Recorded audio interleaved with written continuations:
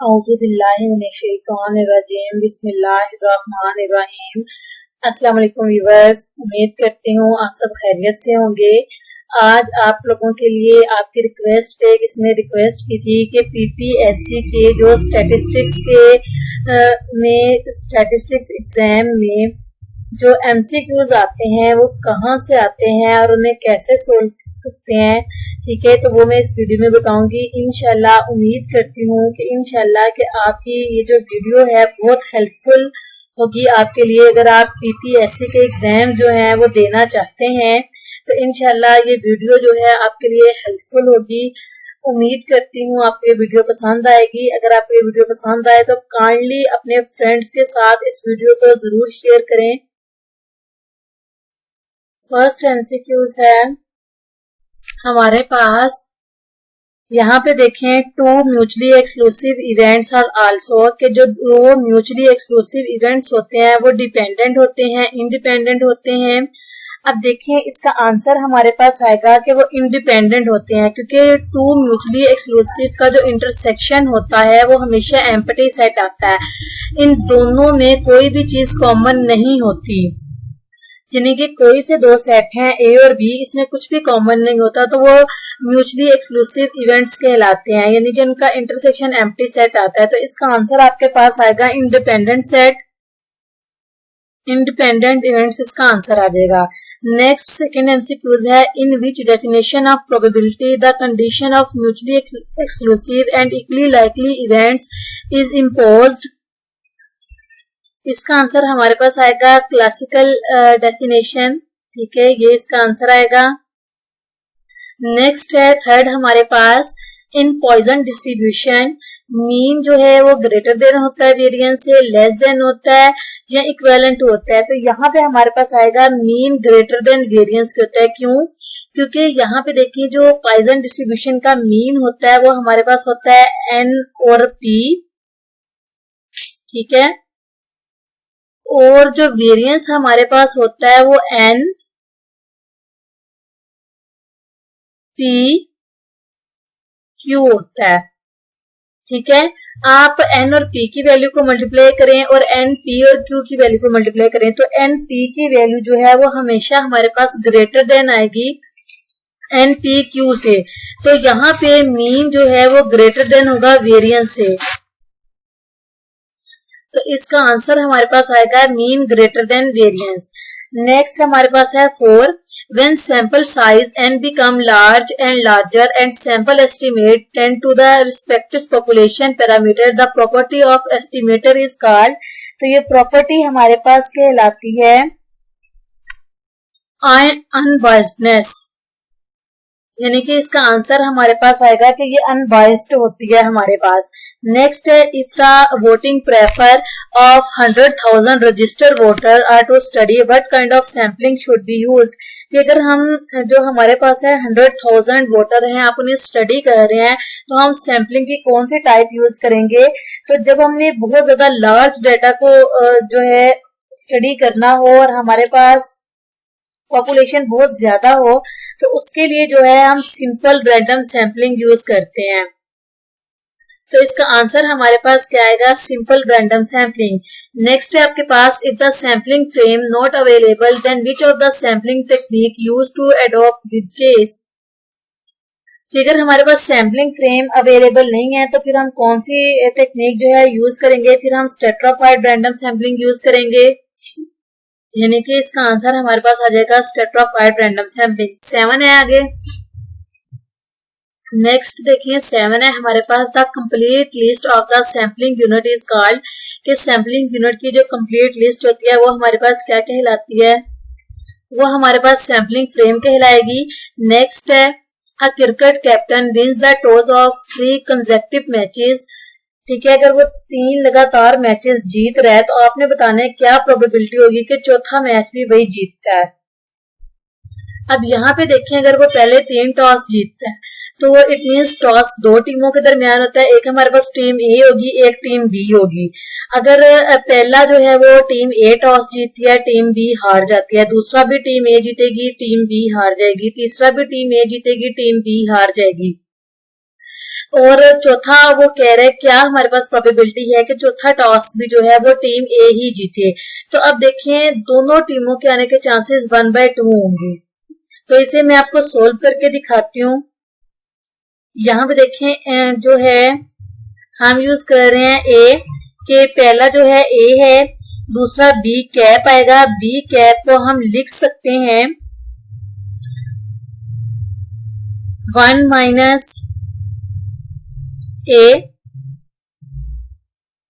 ये भी लिख सकते हैं, और यहाँ पे बी कैप भी लिख सकते हैं। यहाँ पे देखें हम कहते हैं कि पहला अगर टॉस जो है वो ए जीत रहा है, बी हार रहा है, दूसरा भी, तीसरा भी और चौथा भी। अब देखें दोनों टीम्स के जो है जीतने और हारने के चांसेस 1/2 होंगे। तो ए भी जो है वो हमारे पास 1/2 आएगा, ठीक है, और बी भी जो है वो हमारे पास 1/2 आएगा। सिमिलरली इस पे भी आप 1/2 पुट करेंगे, इस पे भी, इन दोनों पे भी 1/2, इन दोनों पे भी 1/2, इन दोनों पे भी 1/2। सिमिलरली ये आपके पास सारे आते जाएंगे, यानी कि मैं आगे डायरेक्ट जो है 1/2 को मल्टीप्लाई करके 1/4 लिख रही हूँ। आप 1/2 को 1/2 से मल्टीप्लाई करें, ये इसका 1/2 आ गया, ये इसका, इन दोनों को मैंने मल्टीप्लाई करके 1/4 लिख लिया है, इसका भी मैंने मल्टीप्लाई करके 1/4 लिख लिया है, ठीक है। और अब हमने बताना है कि क्या प्रोबेबिलिटी होगी कि अगला टॉस भी जो है वो ए जीतता है। तो ये ए और बी ही आपके पास रहेगा, ठीक है, इसे आपने जो है वो चेंज नहीं करना। यहाँ पे ये हमारे पास ए और बी डैश ही आएगा। टोटल प्रोबेबिलिटी हमारे पास इक्विवेलेंट टू 1 की होती है हमेशा, सो हम इक्विवेलेंट टू 1 ही रहने देंगे। अब यहाँ पे देखिए ये भी मल्टीप्लाई करके 1/4 आ जाएगा, इन तीनों को ऐड करें 1 2 3, तो यहाँ पे आपके पास आ जाएगा 3/4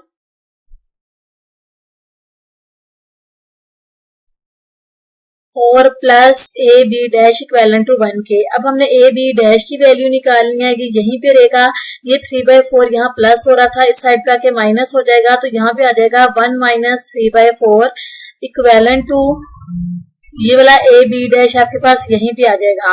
तो 1 में से 3/4 को माइनस करें, 4 को 1 से मल्टीप्लाई करें, 4 40। वीडियो नहीं बन रही।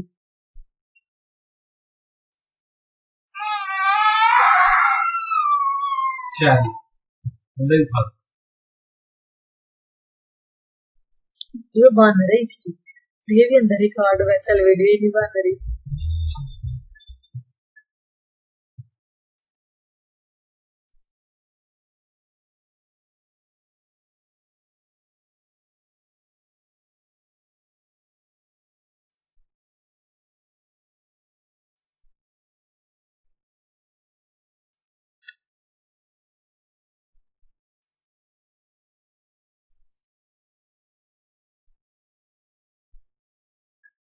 अब ऑनलाइन मैथ लर्निंग खोल लो।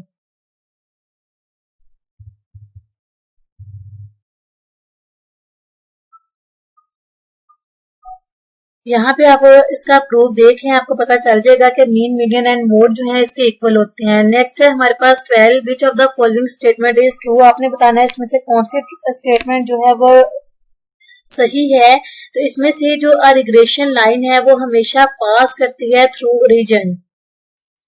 इसका आंसर आपके पास आएगा कि रिग्रेशन लाइन हमेशा ओरिजिन से पास करती है, बाकी जो तीनों स्टेटमेंट्स हैं वो आपके पास गलत हैं। नेक्स्ट आपके पास MCQs number 13, testing of a hypothesis is a phase to check the validity. तो इसका आंसर हमारे पास आएगा पॉपुलेशन। नेक्स्ट है 14, any set of outcome of a random experiment is called.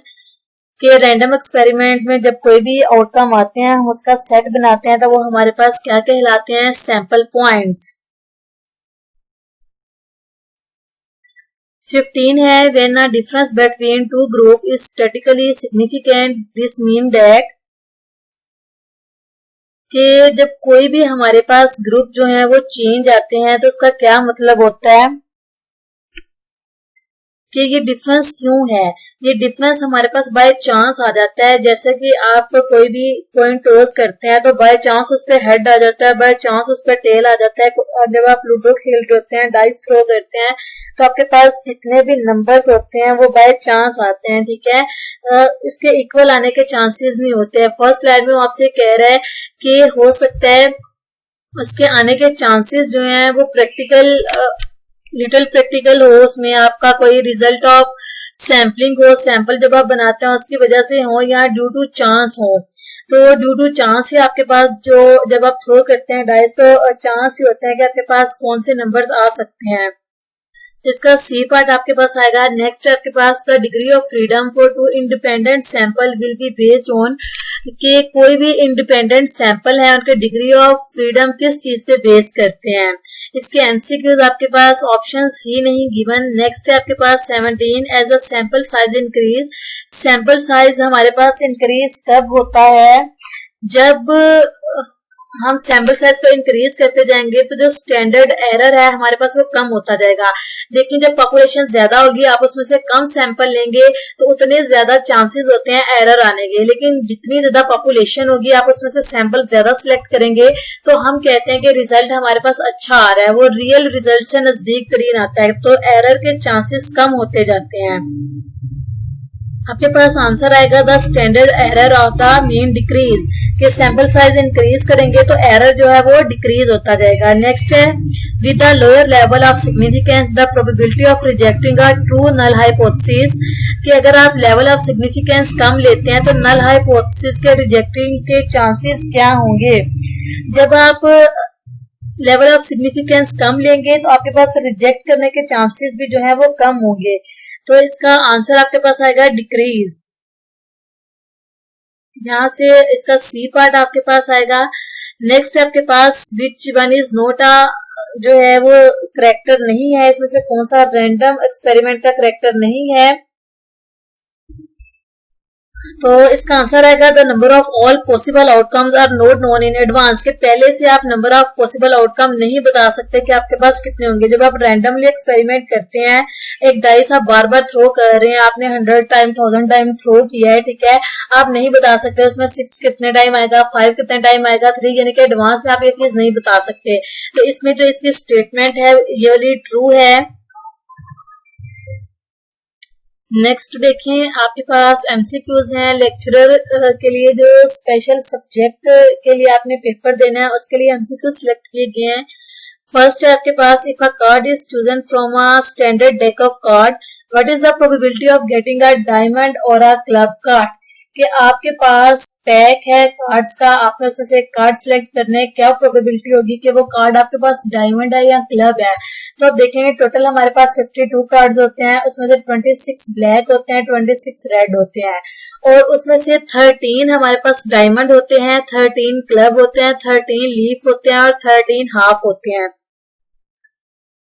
13 heart के कार्ड्स होते हैं।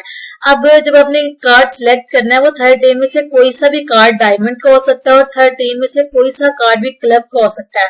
तो total card 13 plus 13 total 26 card में से कोई एक कार्ड आप सिलेक्ट करेंगे। आपके पास प्रोबेबिलिटी आने के चांसेस 26 हैं। हम नंबर ऑफ चांसेस को टोटल नंबर ऑफ प्रोबेबिलिटी पे डिवाइड करते हैं, टोटल नंबर ऑफ वैल्यूज पे डिवाइड करेंगे। 26 को 52 पे डिवाइड करें तो 1/2, यानी कि आपके पास इसमें कौन सा ऑप्शन सिलेक्ट होगा, ए आ जाएगा। नेक्स्ट है आपके पास question number 2, a listing of the possible outcome of an experiment and their corresponding probability is called, कि आपके पास इसकी प्रोबेबिलिटी क्या कहलाती है। तो ये आपके पास प्रोबेबिलिटी डिस्ट्रीब्यूशन आ जाएगा।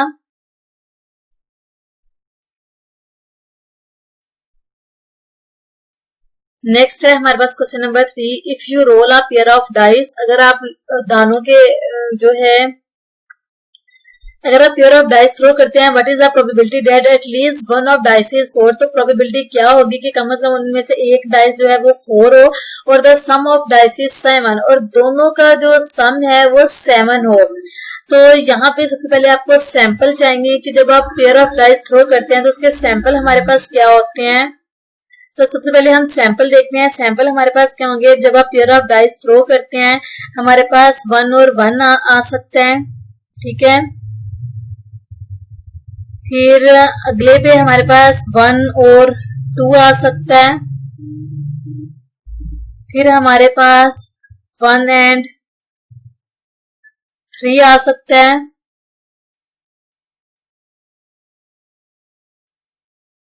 आप देखें ये आपके पास जो टोटल है सैंपल स्पेस आ गई है, तो आपके पास 1 1 आ सकता है, 1 2 1 3 1 4 1 5 1 6 2 1 2 2।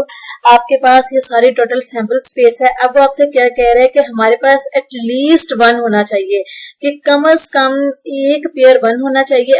अब अगर कम से कम एक पेयर 1 है तो दूसरा भी 1, यानी कि एक पे जो है वो 4 जरूर होना चाहिए, दूसरे पे भी 4 हो सकता है। तो आपने इसमें से सिलेक्ट कर लेना है जिन पे 4 हो।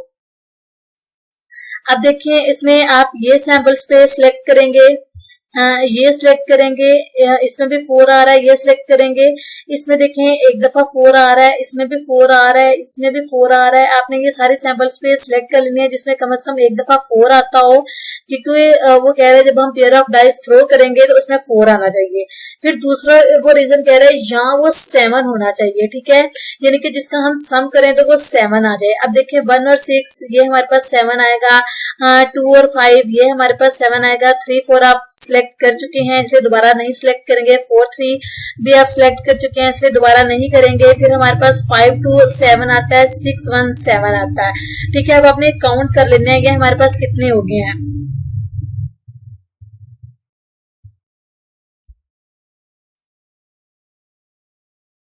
फिफ्टी नंबर 36 आ जाएगी। नेक्स्ट आपके पास द कलेक्शन ऑफ 1 और more outcomes from an experiment is called, कि आपके पास ये क्या कहलाते हैं।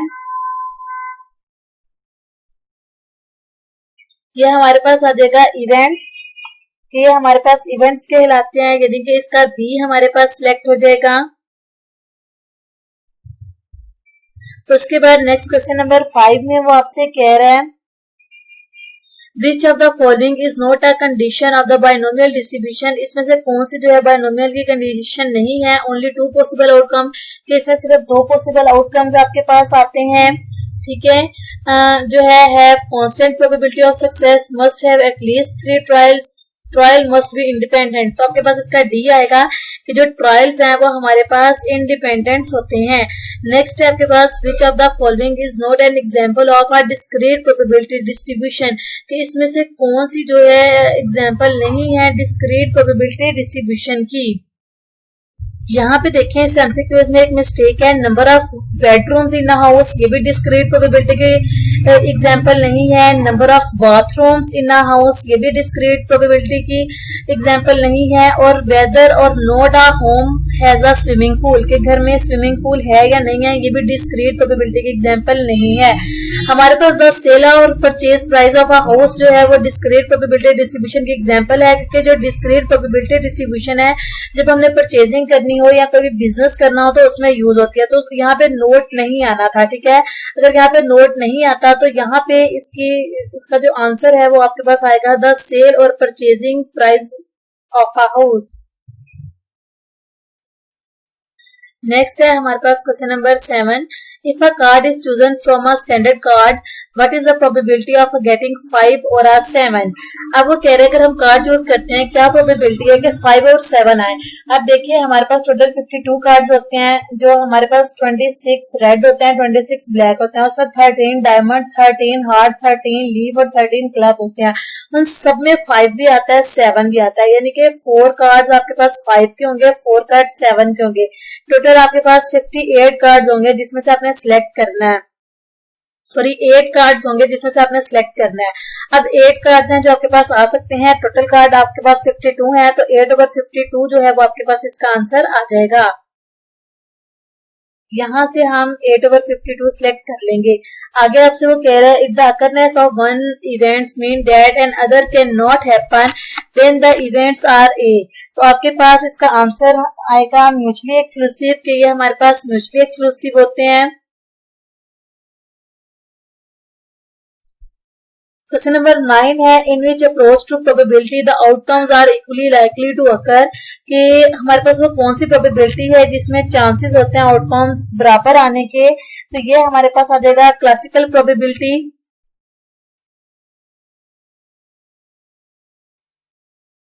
क्वेश्चन नंबर 10 है in a Poisson distribution, Poisson distribution में कौन सी जो है ये 4 आपके पास स्टेटमेंट्स हैं, कौन सी स्टेटमेंट आपके पास ट्रू होगी।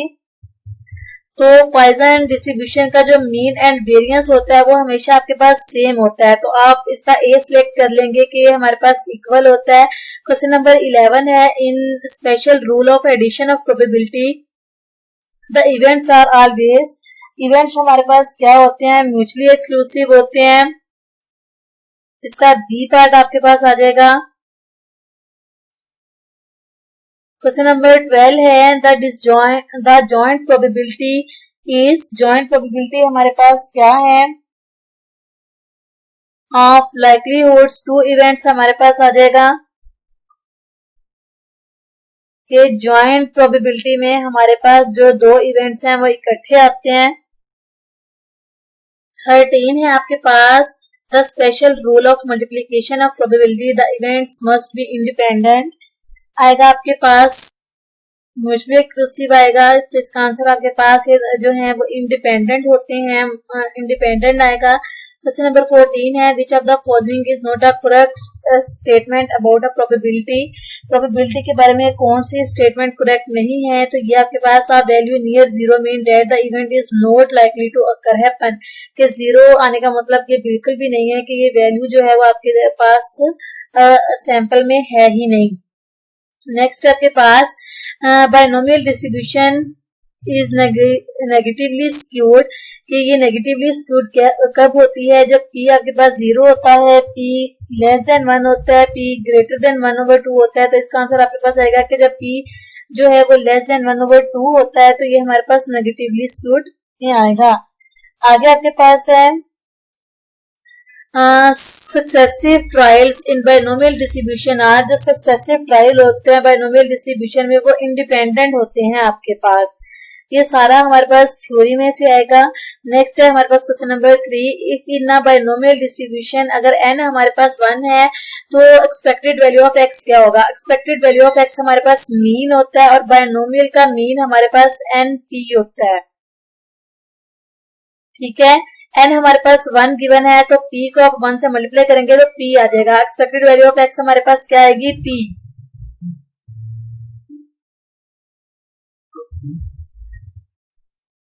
क्वेश्चन नंबर 4 में वो कह रहे हैं, in which distribution successive trials are without replacement, किस डिस्ट्रीब्यूशन में जो ट्रायल्स हैं हम विदाउट रिप्लेसमेंट लेते हैं, तो हाइपर जियोमेट्रिक डिस्ट्रीब्यूशन में आप जो है वो विदाउट रिप्लेसमेंट ट्रायल्स लेते हैं।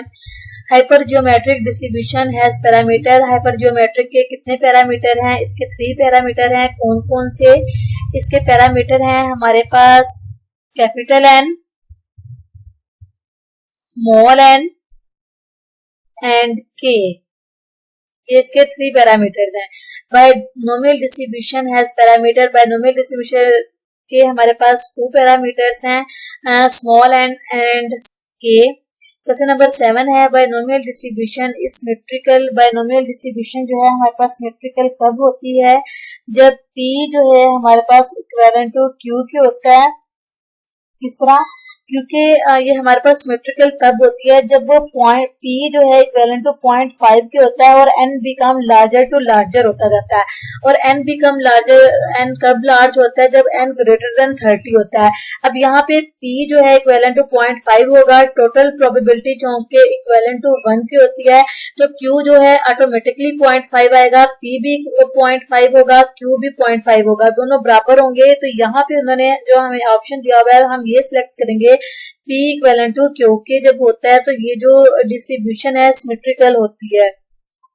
नेक्स्ट है आपसे कह रहा random variable X has binomial distribution with n जो है वो 10 है, p 0.3 है, वेरिएंस ऑफ x क्या होगा। अब बाइनोमियल डिस्ट्रीब्यूशन का अपने वेरिएंस ऑफ x निकालना है, npq होता है। बाइनोमियल डिस्ट्रीब्यूशन का इस एमसीक्यूज में ये तीसरी से चौथी दफा है जब वो पूछ रहा है बाइनोमियल डिस्ट्रीब्यूशन का वेरिएंस npq होता है। q आपने कैसे निकालना है, q इक्विवेलेंट टू होता है हमारे पास 1 माइनस p, ठीक है। 1 में से p की वैल्यू को माइनस करें, 1 में से 0.3 को माइनस करें तो ये आपके पास आ जाएगा 0.7।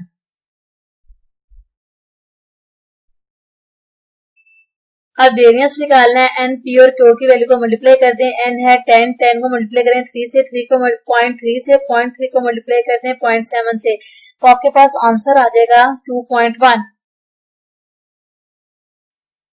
नेक्स्ट क्वेश्चन में आपसे कह रहे हैं the mean of hypergeometric distribution, mean hypergeometric distribution का मीन हमारे पास क्या होता है, एन के ओवर एन होता है। ठीक है, ये एन इन्होंने नीचे लिखा हुआ है लेकिन एन के ओवर एन होता है। ये भी आपको मेरे ही चैनल पे जो है इसका प्रूफ मिल जाएगा। नॉर्मल डिस्ट्रीब्यूशन के, बाइनोमियल डिस्ट्रीब्यूशन के चैनल जो वीडियोस हैं मेरे चैनल पे, उसमें आपको मिल जाएगा इसका प्रूफ, आप चेक कर लें।